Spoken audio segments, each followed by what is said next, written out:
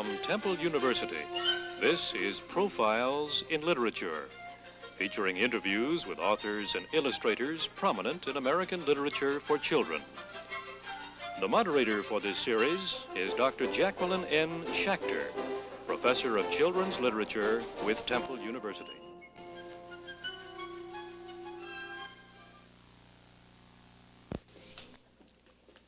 Friends, our guest today from New York City is the well-known author-illustrator, Mr. Ezra Jack Keats, winner of the Caldecott Medal in 1963 for The Snowy Day.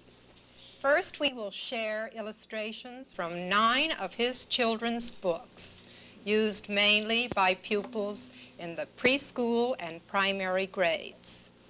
Most of these books will show continuous characters, like Peter, the little boy, and his dachshund, Willie. Unfortunately, our black and white versions don't do justice to the colors used, but the basic drawings can be appreciated. The Snowy Day, which won the Caldecott Medal, is about a little boy who explores the snow-filled outdoors and remembers his fun later in the bathtub and in his warm bed.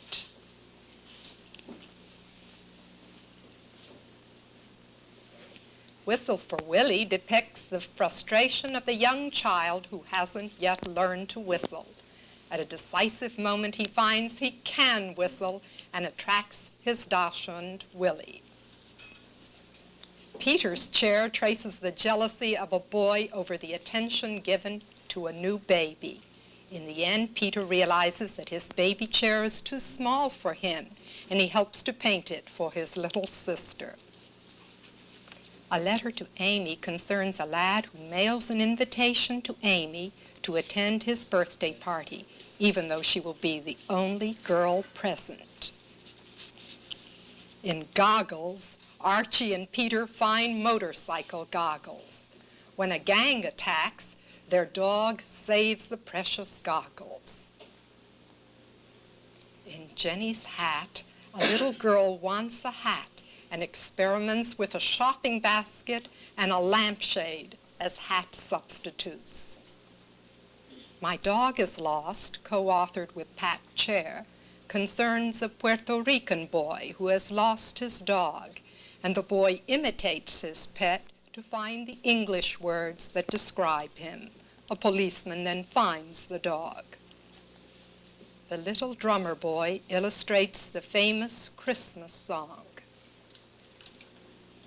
John Henry, an American legend, deals with a well-known tall tale of John Henry, born with a hammer in his hand, who beats a tunnel through the mountainside for the railroad to use. In the end, his strength is sapped and he dies. It was after hearing Peter's Chair, The Snowy Day, and John Henry that some pupils from Welsh School drew the illustrations on our backdrop. The children were from Merrill Noskow's first grade class and Gerald Harrison's 6th grade class. Also featured on the backdrop are 5 UNICEF cards designed by Mr. Keats in 1966. Most of your illustrations, Mr. Keats, show expertise in the use of collage. We have a short film sequence we'd like to share showing you in your studio using collage. This was prepared by Weston Woods. Ezra Jack Keats Studio in New York City. Mr. Keats, the well-known illustrator of children's books, has worked in a special technique which combines painting and collage. As he talks, we'll discover some of the things which have influenced his style.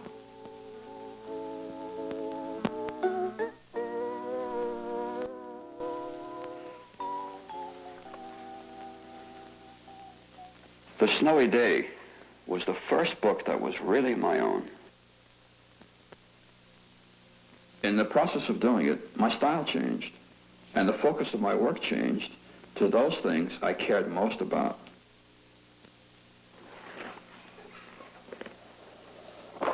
All that had happened to me as a child, both good and bad, became meaningful. In 1963, Ezra Keats won the Caldecott Medal for The Snowy Day, which introduced Peter, whose feelings were much like Keats' own as he grew up in Brooklyn. Peter now appears in many more books. Sometimes books are inspired by a special remembered image. Jenny's hat was written after he saw a picture of an elderly couple with a flock of birds circling above their heads. I could use all this experience in my books. Discovering snow, loving colors,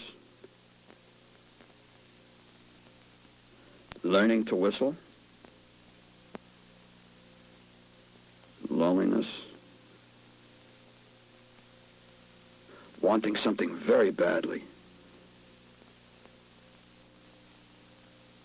running away from home, growing up, and discovering that they were girls.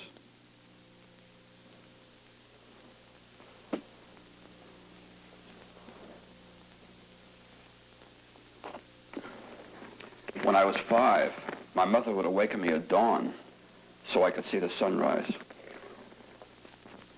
It came up over these rooftops, which I painted when I was older.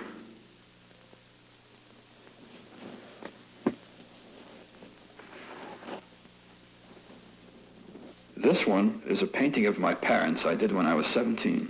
Those were tough times. I used house paints and everything I could lay my hands on. My mother encouraged me to paint, while my father was worried that I would starve as an artist. But he managed to get me paint anyway. When I asked him to pose for this, he wanted to wear a shirt and tie. But I painted it as it was.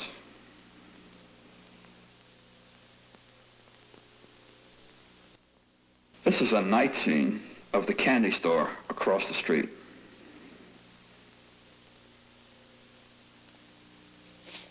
It's the kind of lonely street corner Peter might have walked through.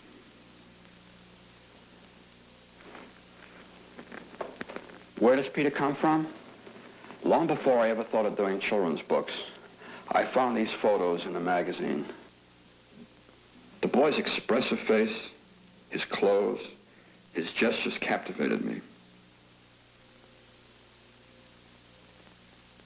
For years, he was on my studio walls or stuck away in a drawer. When the book was finally finished, I inquired at the magazine how long ago these pictures had been printed. To my astonishment, I discovered that I had known this little boy for 22 years.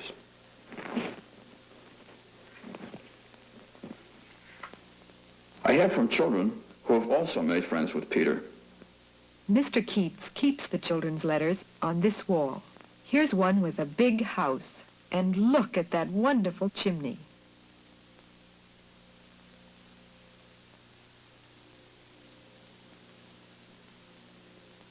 Another letter says, "I like your book. I want a photo of you." It's signed by Lelio Dunning. A class of children drew their own pictures of Peter's dog, Willie. And they all looked at the same dog. Isn't it terrific?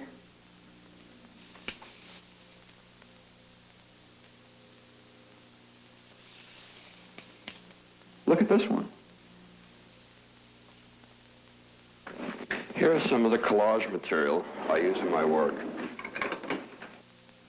This paper was used to make pajamas for Peter to wear in the snowy day.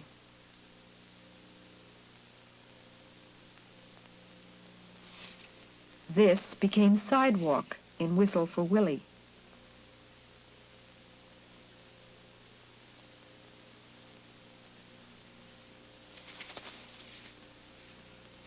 And a pretty pattern like this was used to make a dress for a girl in Whistle for Willie.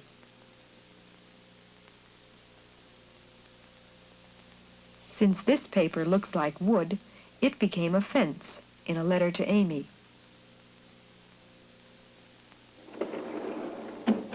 And here's some material I make in a special sort of way.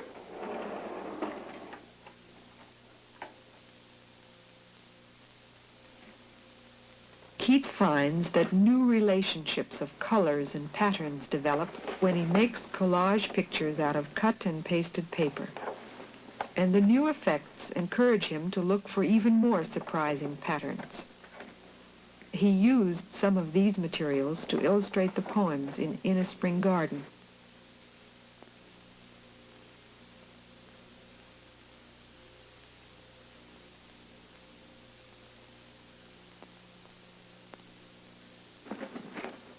Now, I'll make one.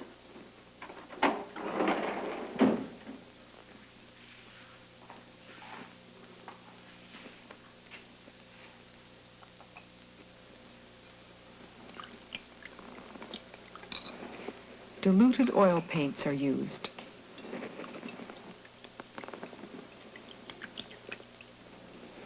They must first be stirred so that the paint will have an even consistency.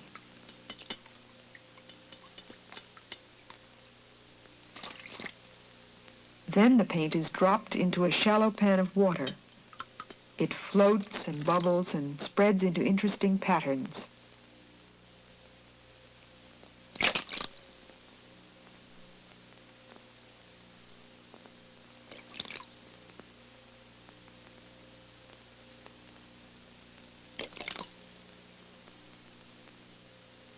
After enough colors have been added, he stirs them together.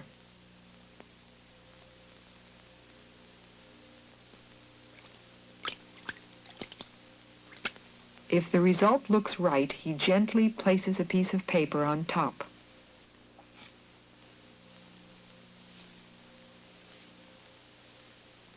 After the paint has had time to be absorbed by the paper, he picks it up carefully to see the effect.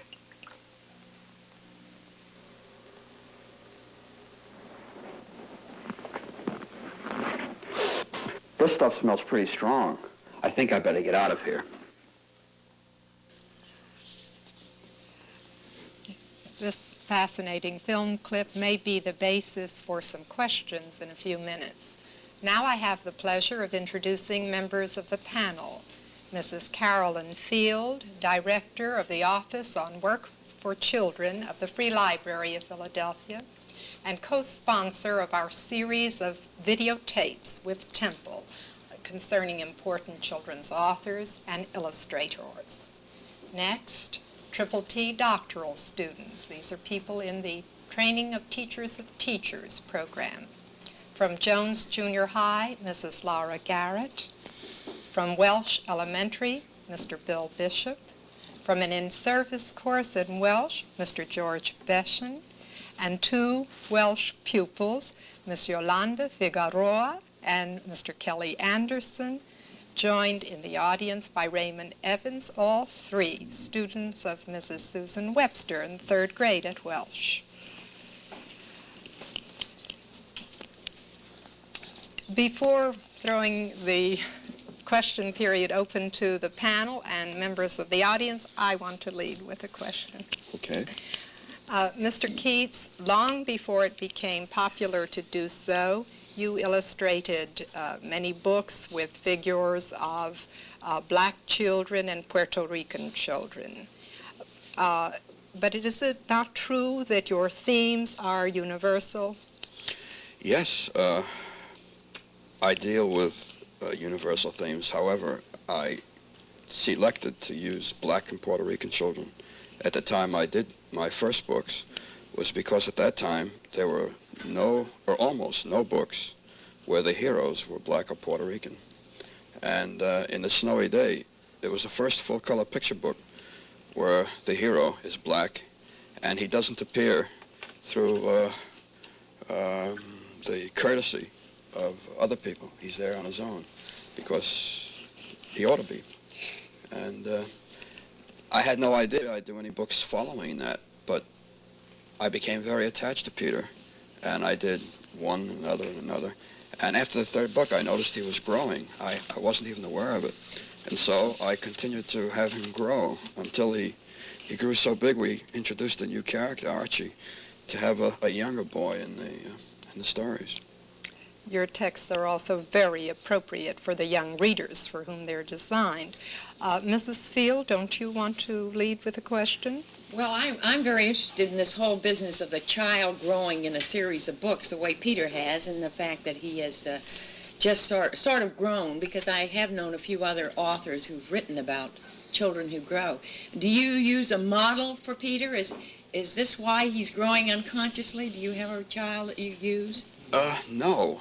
He's become a child on his own in the book, rather than basing him on anybody. So he's really a reality to you, but an illusion to anybody who comes into your studio.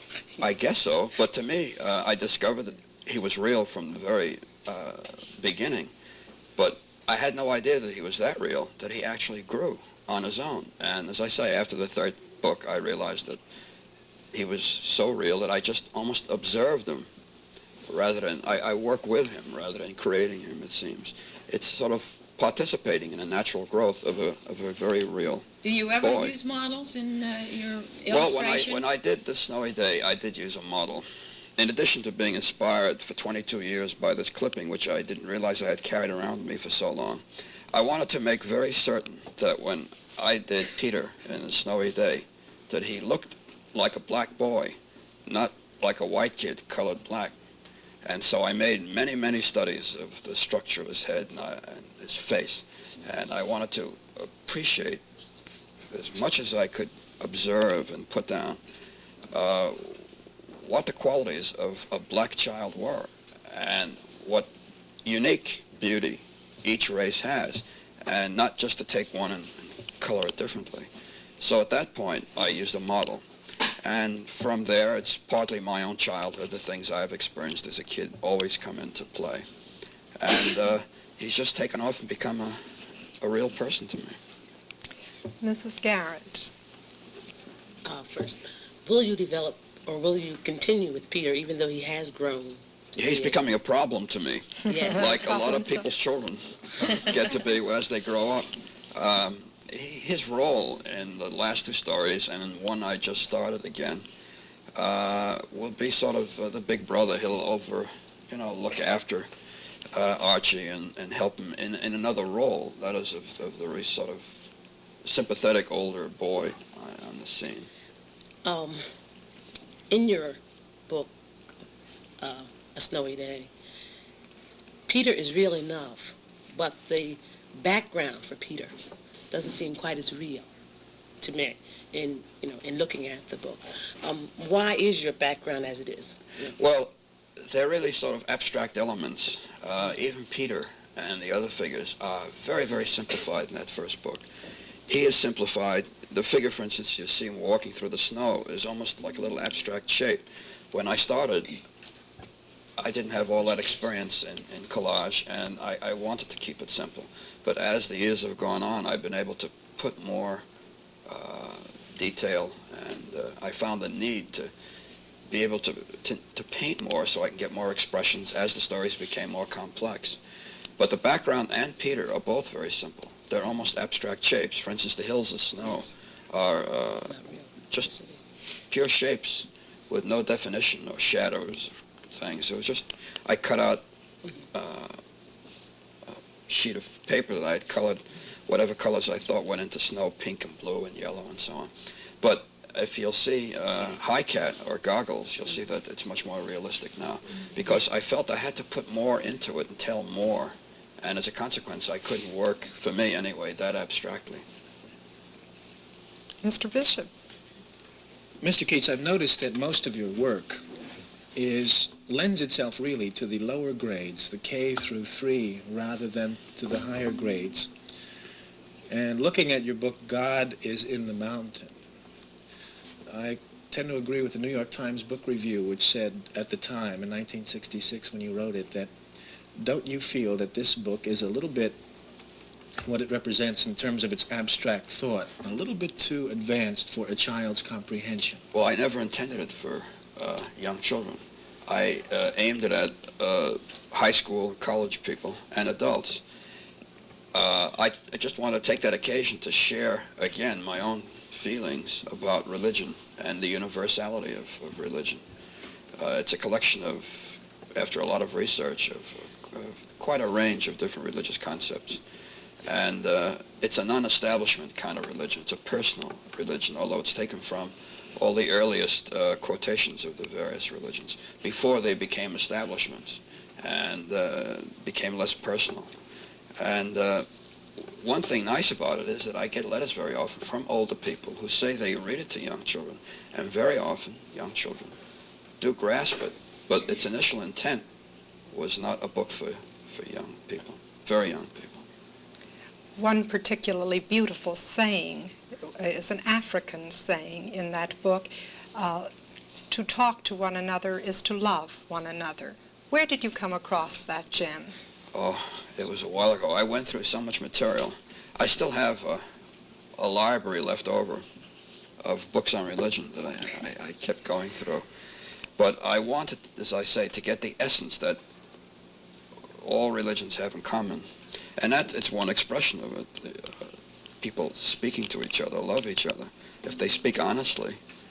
Incidentally, I hope I do that in my books. And when I get letters back from children when they write, I hope the feeling I have for the kids comes through the letters, and it does. They write the warmest and loveliest letters. And I think the book on religion, or the books I and other people do, and the work you all do, is a great sharing for a wonderful thing, working with young people who are the most open to all experience, including religious experience.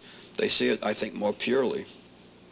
As a matter of fact, when at the conclusion of my Caldecott acceptance speech, I said, and I hope this will be an illustration of a child shall lead them, in that a little black boy would show us the universality of all children in their experience. Mr. Bastian?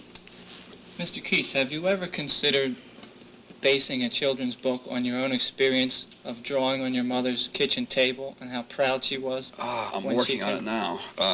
It's an autobiographical book, and it'll be for older children and teenagers. And I've been talking into a tape for years, and one of these days I'll have to face it and start working on it as a book. But all of that goes into it, and a lot of other experiences too. Yolanda? Did you write stories when you were little? Did I what? Write stories when you were little? Well, I didn't write stories when I was little, but that's a very good question. Because I love to tell stories. When I was your age, I used to walk around the block with a little crowd of children following me because I was the storyteller. And they keep saying, tell me a story, tell me a story. And I used to tell them stories. I'd make them up each day as it went along. And sometimes I'd tell it one way, then I'd tell it a little differently, but they liked it no matter how many times I told it over and over with just little differences. They always asked me to tell it to them again.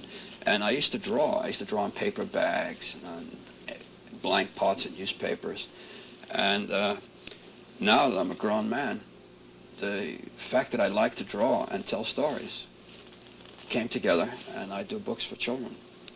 And I hope maybe one of you children here today or more who like to tell stories or draw will realize that you can start right now and start doing books for other children. Kelly? Mr. Keats, how long does it take you to write a story and draw the pictures too? How long do you think? Just take a guess. Have you any idea? 2 days. No. I wish it was so. It would be wonderful. No, it takes about 6 months, sometimes 8 months. That's over a half year to 3/4 of a whole year. I keep changing things and changing the words and changing the pictures. And sometimes I feel it isn't right enough the words I use, or the colors, or the way the little boy is standing, or he's sitting, or whatever. And so I go out and I walk around the street a lot and look at other children and come back and think about it a lot. And in the end, it takes over a half year. The story is done. And even when it's printed, suddenly I think, oh, I should have changed that, but it's too late. The book is being printed. But it's always, a book is never finished. It goes on and on and on. It takes a long time. Raymond, do you want to ask a question? I don't have one now, but I had two very big dogs years ago at different times. One was Doberman Pinscher. I don't know if you know it. And then I had a Weimaraner, which is a German dog, a big gray dog, and his name was Jake. And he was a very funny dog. He had a good sense of humor. He used to laugh a lot. Do I? Well, I'm not a football man or a basketball man, but I used to be a track star when I was in school. I just ran a lot.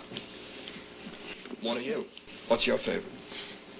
My favorite is basketball. Basketball. Mrs. Jane Revelle of Temple's Art Education Department is here, as is Mrs. Elaine Lee from Temple's English Education. And I wonder if either of you have a question you would like to ask.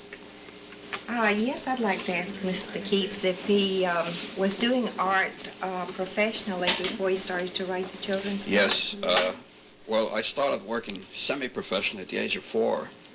I painted and drew all my life. And when I got out of high school, I got jobs as doing illustrations and cartoons and things. But I painted constantly, and I exhibited in galleries, and I was a mural painter for a while. And I exhibited at a gallery where they would get assignments for their artists to do other work, commercial work, that institutional advertising, sort of specialized things. And I also did book jackets. And one day, a children's book editor saw a book jacket I did for an adult book, and she asked me if I'd do a book jacket for her, and I did, and she liked it. She said, would I illustrate a book, a whole book? And the story took place in the Smoky Mountains. So I went down there and lived with the people there and illustrated my first book. Then I couldn't stop. I loved it. And I dropped everything else, and that's what I've been doing ever since. Was your first book in collage technique? No.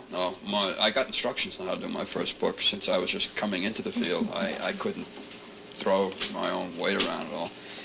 They said, you know, the lady who's been illustrating these things before you did everything in line. So it's part of a series. You'll have to do everything in line. So I did it all in line. We are really very honored to have had you here as our guest today. Thank you.